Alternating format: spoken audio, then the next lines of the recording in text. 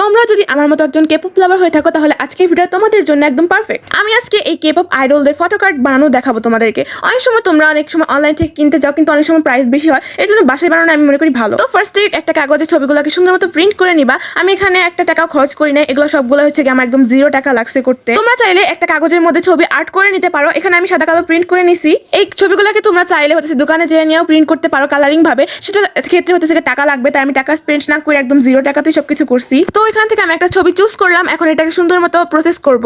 আর photo card বানানোর শুরুতে আমাদের একটা মলাট লাগবে খাতার, আর এগুলো তোমাদের কাছে অবভিয়াসলি থাকে অলওয়েজ, কারণ খাতার মলাট পুরাতন যে খাতাগুলো থাকে সেগুলো থেকে নিলে হয়ে যায়। এরপর তোমরা যে ছবিটা নিছো সেটার পিছনে সুন্দর করে একটু আঠা লাগিয়ে দিবা। এরপর খাতার মলাটের উপর আস্তে করে লাগিয়ে দিবা। এরপর একটা কস্টিপ নিয়ে এটার উপর সুন্দর করে লাগিয়ে দিবা। এটা না দিলেও হয়, এটা দিলে হয় একটু চকচক করে পড়তে দেখতে সুন্দর লাগে, এর জন্য দেই। এটা অপশনাল, না দিলেও হবে। দেন এটার বাইরের সাইডগুলো কেটে দেবা। ব্যাস, তৈরি হয়ে গেল আমাদের ফটো কার্ড।